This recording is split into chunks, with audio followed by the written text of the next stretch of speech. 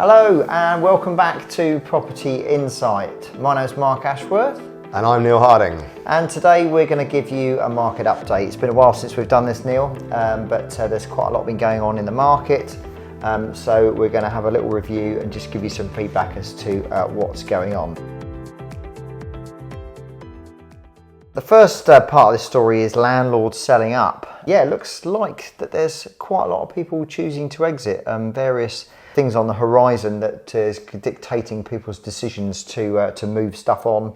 And Rightmove have released some data just this month saying that almost 1/5, 18% of properties currently on the market were previously rented. That's quite a high number considering that we've got a lack of rental stock anyway. And that contrasts with it being only 10% about 14 years ago. Statistically significant, it feels, definitely. It continues the trend. I think Rightmove described it as a continuation of a trend or trending data, not a one-off anomaly. It's not something that's, just suddenly happened. We did a video some time back about is buy-to-let dead, I think. And I was quite resilient, saying, no, buy-to-let's not dead. If you do it well, buy-to-let lives on. But clearly there are plenty of people out there that have had enough and they're selling up. Yeah, and I mean, I guess there was also some interesting statistics suggesting that landlords are getting younger. I think it's certainly slightly worrying that there is more of a lack of rental stock, particularly as the Renters' Rights Bill, as that comes forward. I think that's going to even maybe reduce the market again. But it does mean that people who are prepared to put their neck on the line, shall we say, for want of a better term, I think ultimately there's always going to be that demand for good quality tenants in good quality housing. I think if you do it right, I think it's probably, I think I tend to agree with you. Any market that's getting squeezed of demand, I think, there's definitely opportunities. Yeah, that's the flip side, isn't it? For every downside, there's an upside. Yeah. And as landlords leave the market, there's going to be opportunities for other people. It does beg the question as to whether the government is interested in shaking up the private rented sector in order to make it more, or let's say, fairer for tenants. You'd have thought that they would have actually given people a bit more of an opportunity to make it slightly easier to invest in, or certainly more attractive to take their time and money and knowledge to invest in the stuff to provide the UK with a slightly better rental market than it's had in the past. But they've got political agendas which don't seem to correspond with good investment. I think generally entrepreneurial type people who are trying to run businesses would also argue the same about turnover taxes being a massive issue for entrepreneurship. But anyway, we won't go there. Let's talk a little bit about house prices. Halifax, which are probably more prevalent in the north of the country, nationwide typically in the south, but they've increased in August after a sort of almost 1% rise in July. Year-on-year prices up 4.3% actually, which is quite a little bit higher than I would have imagined. Strongest rate since November 22. Higher annual growth largely reflects the base impact of weaker prices about a year ago. Base rate? The Bank of England met yesterday, actually, as we're recording this in September 24. And they kept the rate the same at 5%. So you and I were talking just before this video about whether that was a surprise for us. I think if you'd have asked us, say, 3 days ago, we would have been saying, yeah, absolutely, they're going to hold all the news, all the expectation, all the media, all the expectation was, rates are going to stay the same. And I think that's well, as it turns out, that's what played out. And I think there's also an expectation that there's probably one more rate decrease to come before the end of this year. I think the Bank of England meet on another 2 occasions before the end of this year. Okay. Probably we'll see one decrease before the end of this year. But then, out of nowhere, 2 days ago, the US cut their rate by 0.5%. Significant. And we were both saying to each other, well, I saw that and I thought a lot of the time the UK follow what the US have done, and then there's a reaction to it and there's some sort of, counterbalancing. And I thought maybe actually the Bank of England would accelerate, bring forward that 0.25% decrease by by a month, and perhaps we'll see Yeah. a 0.25% drop. Well, But I think maybe if the US had brought that interest rate, they dropped that a couple of weeks ago, we might well have followed suit. I think it was too close to the... they'd already decided. Probably. Yeah, I think they'd Maybe. already... But I think we are more likely now to see a decline or a decrease Next time. by a quarter in November, ready for Christmas maybe. I don't know. A little Christmas present perhaps. Interest rates are now gradually on the down path. That's the Bank of England governor. Yeah. So yeah. They've come out and said that we'll see a gradual decrease. So how do you reckon that's going to affect mortgage rates then? We've got some, we'll put some links to these articles, by the way, in the comments, so check them out. But we've got an article by the Guardian. A big Talks lender. about first-time buyers, yeah? Yeah, a big lender, Lloyds, Halifax, are increasing the earnings multiple for household income up to 5.5 times household income from 4.49. Okay. That's quite an increase. Yeah. And therefore willing to extend more borrowing. And does that mean they'll give more borrowing but over a longer period of time? Are they extending the mortgage terms now from 25 years? Are they more like 30, 35, 40-year mortgages, would you say? I imagine that's probably where they would go if they needed to, because ultimately they look at affordability tests, don't they? The affordability test is on the monthly amount that you can pay. Sure. So if you're borrowing more, then Yeah. you still need to be able to afford the monthly amount. So a way around that is to increase the term of the borrowing, isn't it? Of course, someone still needs to actually have an income.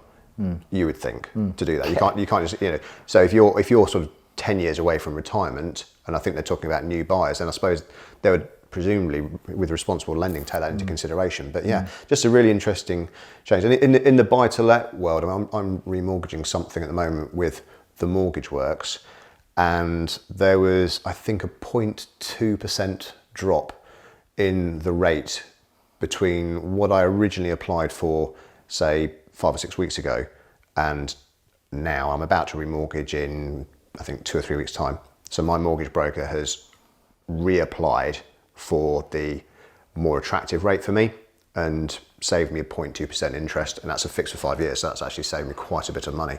So moving on to Labour housing policies. There's been lots of rumour and speculation, isn't there, about October statement or autumn budget. What are they going to say? Lots of rumour and speculation about what's capital gains tax going to do. What levers are they going to pull on, and what are they going to tinker with? Because they've said they're not going to adjust, or they're not going to tinker with the main taxes. So you have to assume that, for example, income tax is not going to change.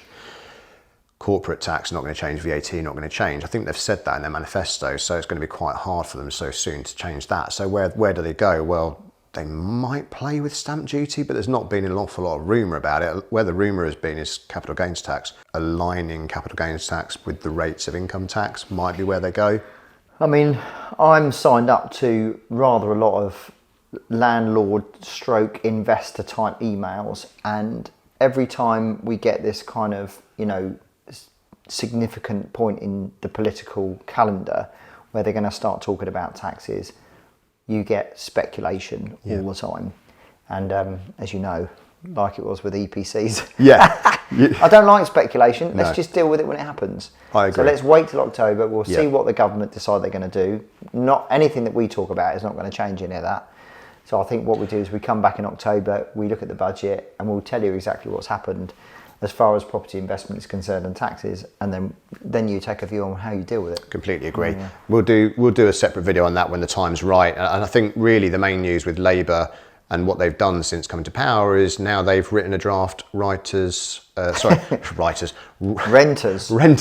rights bill. Yeah. Based on the Conservative government's one that was called the Renters Reform Bill. Yeah. Not to be confused, although they both are very similar. And we've got some, even though it's not law yet, remember, it's not been passed, so we don't actually have a proper finalised legal bill that's been approved yet.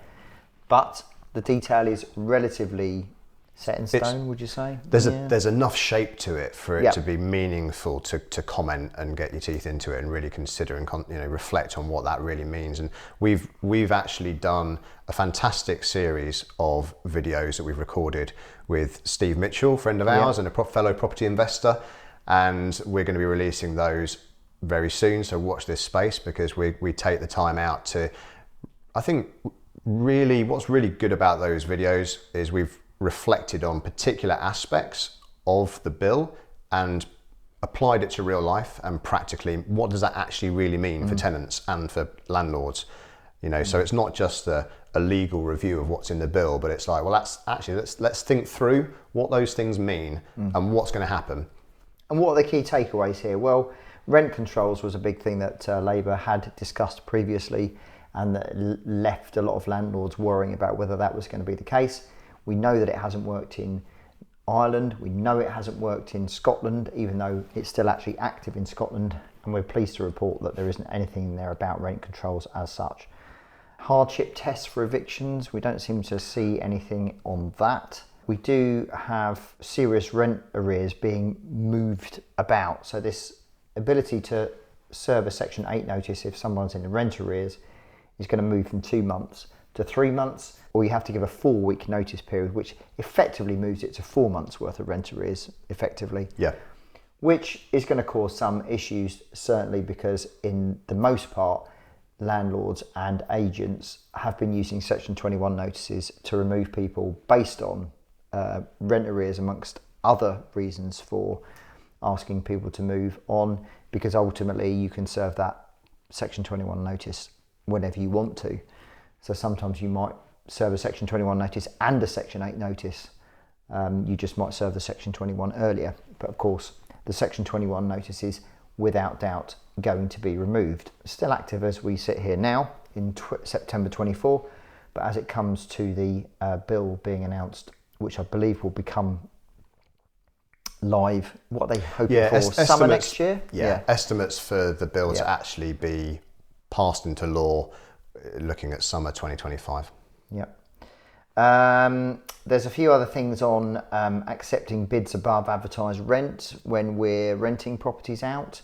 So when you put it with your letting agent, or if you're self-managing, if you advertise your property for rent, you can't have these bidding wars. Quite common in higher concentrated areas and busier areas and more expensive areas, London being probably the main one. So as you go closer to London, these bidding wars tend to be a bit more common. I don't experience it in my area, South Norfolk. You don't experience it in Peterborough. I don't know of any landlords particularly that experience it. So just the last thing really to mention in this market update is rumours about CGT, capital gains tax. We mentioned it just a second ago. Yeah. Rates may change. We don't know. It's a rumour. And the other thing that, of course, has been rumoured is that the Labour government have been saying that they're going to do all these things to the budget in order to raise more taxes, etc. But we think they might be, let's say, over-egging it, so that actually when it does come about, the changes they make aren't going to feel as bad as what they made out to be. There was a bit of a rumour in that. There's a bit of scaremongering going on there. Yeah, some expectations management maybe. And scare the public into thinking the worst. And then when the news arrives, we all are relieved and think, oh, good. Maybe. It wouldn't be the first time any political party has ever done that. What, saying one thing and doing another? Or just not doing anything. Yeah. I think that wraps it up. Yeah, so we hope that you found that insightful, guys. And please, obviously, do comment below. We'll answer any questions you may have. Please like the video. That does make a massive difference for us. And also subscribe to the channel so that you don't miss out on this or future content. And we very much look forward to chatting with you on the next video.